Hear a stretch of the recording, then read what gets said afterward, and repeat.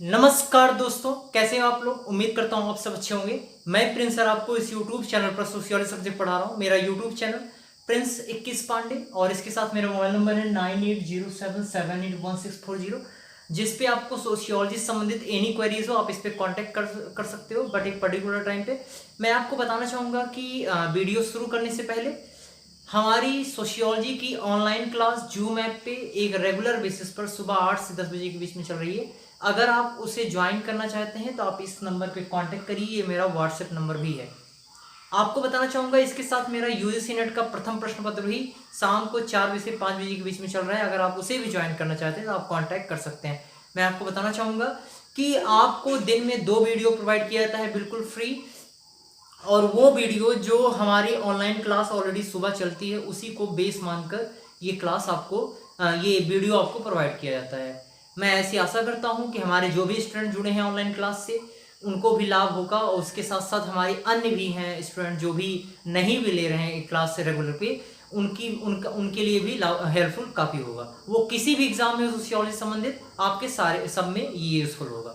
चलिए हम शुरू करते हैं। और ये पहले वीडियो का आज का पहला वीडियो है जो आज मॉर्निंग में हम लोग की क्लास हुई थी। वो प्रतिवेदन लेखन से संबंधित हुई थी, आंकड़ा विश्लेषण से संबंधित हुआ था। तो उसी संबंधित मैं क्वेश्चंस कुछ लेके आया हूं। चलिए देखते हैं। पहला क्वेश्चन, वह प्रविधि मेथड जिसके माध्यम से किसी भी लेखक द्वारा लिखे गए टेक्स्ट का वास्तविक अर्थ या निरूपण उसके लिखे गए भाषा में ही करने का प्रयास किया जाता है। पहला है आंकड़ा का विश्लेषण, दूसरा निर्जाति वर्णन, तीसरा अभिप्रेषण और चौथा है विश्लेषण। तो मैं आपको बताना चाहूंगा कि इसमें बताया गया कि वह प्रविधि जिसके माध्यम से किसी भी लेखक द्वारा लिखे गए टेक्स्ट का वास्तविक अर्थ निरूपण उसके लिखे गए भाषा में ही करने का प्रयास किया जाता है। तो इसका आंसर क्या हो जाएगा आपको बताना चाहूंगा निर्जाति वर्णन। इसके संबंध में भी मैंने वीडियो बता दिया है, विश्लेषण भी मैंने बता दिया है, और इसके साथ साथ ये कुछ नया टर्म था तो इससे बहुत ज्यादा मतलब नहीं है। आपका आंसर इसमें क्या हो जाएगा आंकड़ा का विश्लेषण, आज जो टॉपिक ऑलरेडी मैंने कराया है।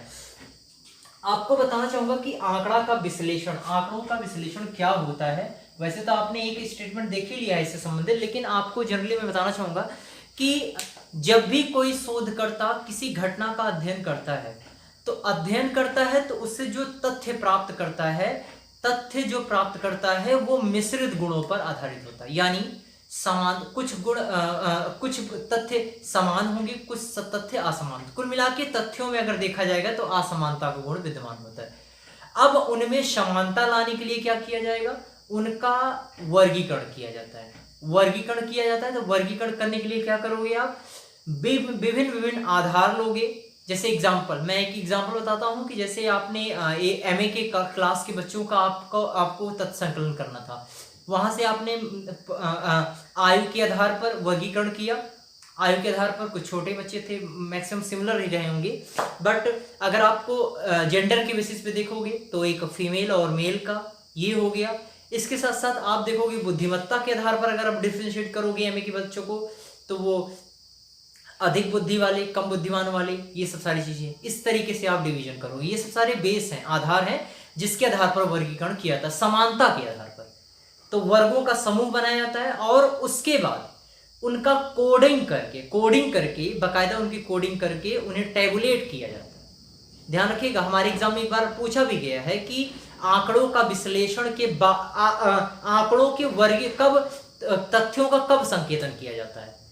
तथ्य के वर्गीकरण के बाद, पहले, या बीच में, या दौरान, ये सब सारी चीजें। तो आपको बताना चाहूंगा आंकड़ों की वर्गीकरण का ही एक भाग है संकेतन, यानी इसी के जस्ट बाद संकेतन का कार्य किया जाता है।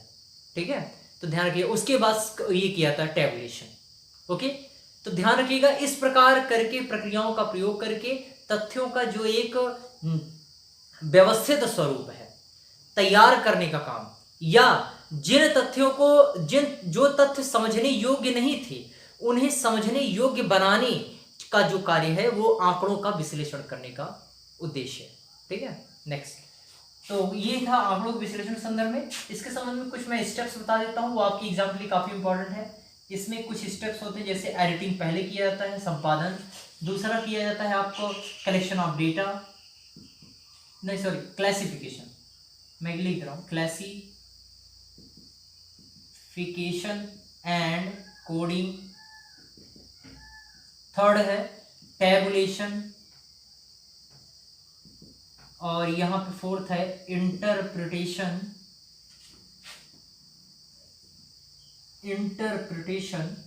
तथा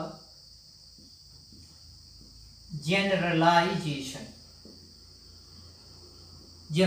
सामान्यीकरण। ठीक है, ये सब सारे स्टेप्स हैं आप लोगों को दिख, आई होप समझ में आ गया होगा। नेक्स्ट क्वेश्चन देखते हैं, दूसरा क्वेश्चन। अब देखिए, ये सब सारे क्वेश्चन से संबंधित जो भी डिस्क्रिप्शन था लिखाने का, समझाने का, वो मैं रेगुलर बेसिस पर करा रहा हूँ। और रिसर्च का टॉपिक आज खत्म होता है और हमारा यूनिट नंबर 7 का कल से हम आपको वीडियो प्रोवाइड करना शुरू कर देंगे, क्योंकि मॉर्निंग की जो क्लास है उसमें 7 वाला यूनिट हम कल से कराने जा रहे हैं। ठीक है, तो चलिए सेकंड क्वेश्चन है, वह परिस्थिति जिसमें प्रतीकों, भाव भंगिमाओं, वह परिस्थिति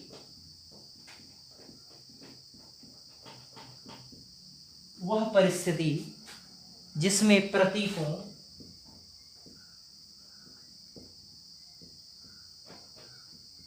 प्रतीकों,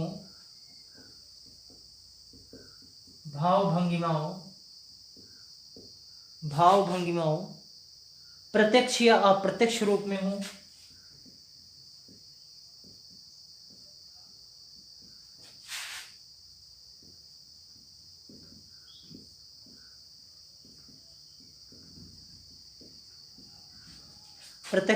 हो, जिससे हम वास्तविक परिस्थितियों के बारे में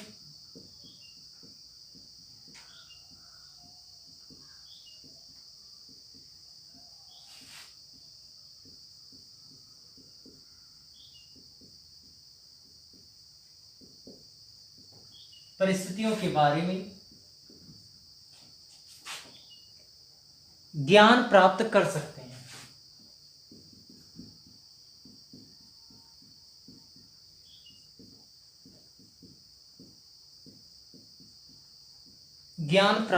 सकते हैं।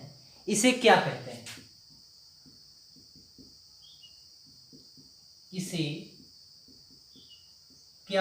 हैं? पहला ऑप्शन है सांख्यिकीय विश्लेषण।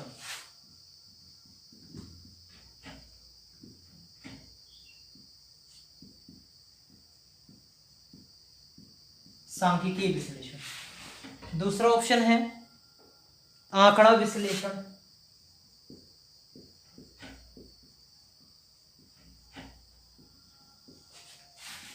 सी ऑप्शन निरूपण। डी ऑप्शन ये सभी।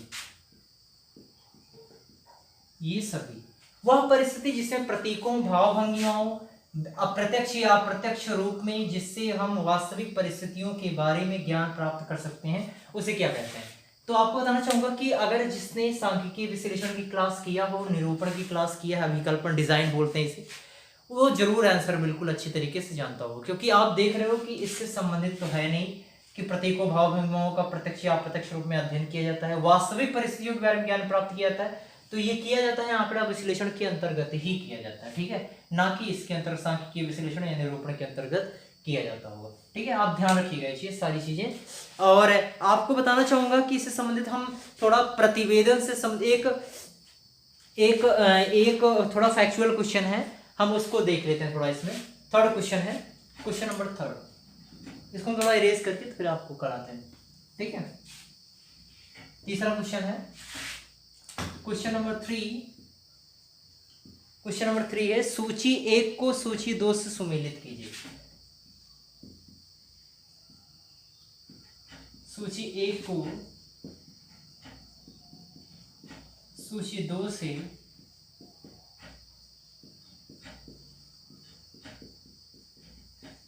कीजिए। सूची 1 और सूची 2 इधर रहेगा। ठीक है, तो पहला है इसमें पहला ऑप्शन है एलिमेंट, कुछ पुस्तक हैं उनके लेखक, आपको यहाँ पे पुस्तक का नाम दिया जाएगा और इधर साइड में लेखक का नाम। ठीक है, उनको मैच करना होगा, तो मैं डायरेक्ट मैच करा दूंगा। आप कोट मत इसमें पढ़िए, element of research.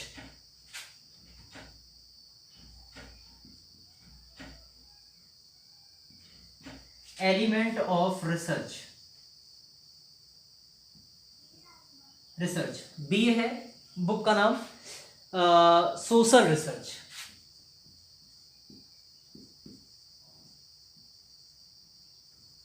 And C option is American journal of sociology, American journal of sociology. And D option is the last option is the local social survey in Britain. The local social survey in Britain. Okay तो चलिए हम elementary structure के research के नाम, इसके नाम आपको रटना ही पड़ेगा, श्योर है, तो मैं डायरेक्ट बता दे रहा हूँ। एलिमेंट ऑफ रिसर्च बुक है हिटनी की, हिटनी। और बी ये सोशल रिसर्च बुक का नाम है लुनबर्ग का। और सी जो बुक का नाम है वो है बर्गेस। और डी है बुक का नाम बेल्स। ठीक है, ये फैक्चुअल क्वेश्चन थे, आप डायरेक्टली इसको रट लीजिए, लिख सकते हैं। चलिए हम फोर्थ क्वेश्चन देखते हैं इससे संबंधित। फोर्थ क्वेश्चन है, फोर्थ क्वेश्चन है क्वेश्चन नंबर 4। क्वेश्चन नंबर 4 है, निम्न में से कौन प्रतिवेदन के मुख्य भाग में, निम्न में से कौन प्रतिवेदन के मुख्य भाग हैं? तो ऑप्शन नंबर 1 समस्या का कथन,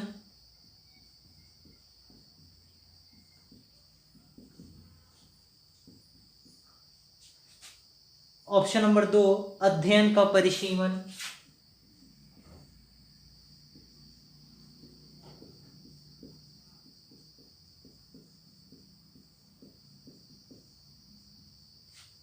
ऑप्शन नंबर सी इज परिकल्पनाओं का कथन,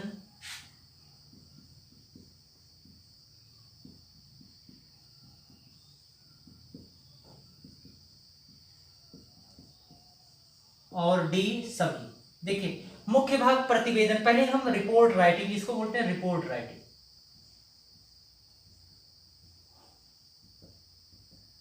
रिपोर्ट राइटिंग आपको बताना चाहूंगा कि प्रतिवेदन होता क्या है। जो कोई भी शोधकर्ता जो भी शोध कार्य किया रहता है, यानी शोध कार्य की संपूर्ण प्रक्रियाएं, उसने शोध किसी समस्या को लिया, उससे संबंधित जो भी कार्य किया अब तक शोध संबंधित, वो सब सारी क्रियाओं का जो वो ब्यौरा तैयार करता है, एक सिस्टमेटिक फॉर्म में जो एक ढांचा तैयार करता है खाका, वो खाका या रूपरेखा कहलाता ही है प्रतिवेदन। और तैयार करके उसे जब अपने गाइड जो भी होते हैं रिसर्चर, उसे आप वो क्या कहते हैं, अपने जो गाइड होते हैं उनको जब प्रेजेंट करता है वो चीज, वही प्रतिवेदन लेखन कहलाता है। ठीक है, इसके मुख्य भाग देख लीजिए। समस्या का कथन, यानी समस्या आपके पास होनी चाहिए। मैंने प्रतिवेदन के स्ट्रक्चर्ड मैंने बता दिए थे, और क्लास में जो मॉर्निंग क्लास चली थी उसमें मैंने बताया है, लिखाया भी है सारी चीजें। ठीक है, तो उनके लिए बहुत आसान होगा कि पहले हम समस्या का चुनाव करते हैं, उसके बाद अध्ययन का परिसीमन करेंगे, अध्ययन का परिसीमन करेंगे, परिकल्पनाओं का निर्माण करने के, ये सब सारी चीजें और भी बहुत सारी हैं, लेकिन ये सब सारी इतनी ही थी। और इसके साथ साथ आप देखिए समस्या का परिकल्पन करेंगे, अध्ययन का परिसीमन यानी उद्देश्य, परिकल्पनाओं का कथन, और उसके बाद इसमें ये क्या कहते हैं, डिजाइन तो बना ही रहा है। उसके साथ साथ आप कहेंगे कि क्लासिफिकेशन, क्लासिफिकेशन, और ये इसी में ही टैबुलेशन भी हो जाएगा, और एनालिसिस हो जाएगा, एनालिसिस। और इसके लिए आप लास्ट में क्या करोगे, ये क्या कहते हैं, एनालिसिस करने के बाद वो जनरलाइजेशन करेगा, और लास्ट में रिपोर्ट राइटिंग तैयार होगी। ये सब सारी चीजें ब्यौरा होता है सारी चीजों का ये रिपोर्ट राइटिंग में। आई होप इतना समझ में आया होगा। और ये हमारे 4 क्वेश्चंस थे इससे संबंधित आज के। और नेक्स्ट क्वेश्चन जो भी इससे संबंधित होगा हम शाम को आपको कराएंगे नेक्स्ट वीडियो में। आई होप आपको वीडियो अच्छा लगा होगा। तो अगर अच्छा लगा तो प्लीज लाइक करिएगा, शेयर करिएगा, और जो नए हैं वो सब्सक्राइब कर सकते हैं और बेल आइकन दबाना मत भूलिएगा, क्योंकि उसके अकॉर्डिंग ही आपको नोटिफिकेशन मिलता है। आप ये टारगेट याद रखिए, every person is a 10% subscribe कराएगा। ठीक है, एक व्यक्ति 10 लोगों को कम से कम सब्सक्राइब कराएगा, जितने लोग अगर आप देख रहे हो। ठीक है, अपनी रिस्पॉन्सिबिलिटी मानिए और अच्छे से अपने जो ग्रुप हैं, जो भी ग्रुप आप यूज करते होंगे वहां पर आप शेयर करिए इस वीडियो को। Thank you so much. और अगर आप ज्वाइन करना चाहते हैं क्लास तो आप उसे ज्वाइन कर सकते हैं यहाँ पे कॉन्टैक्ट करके। Thank you so much.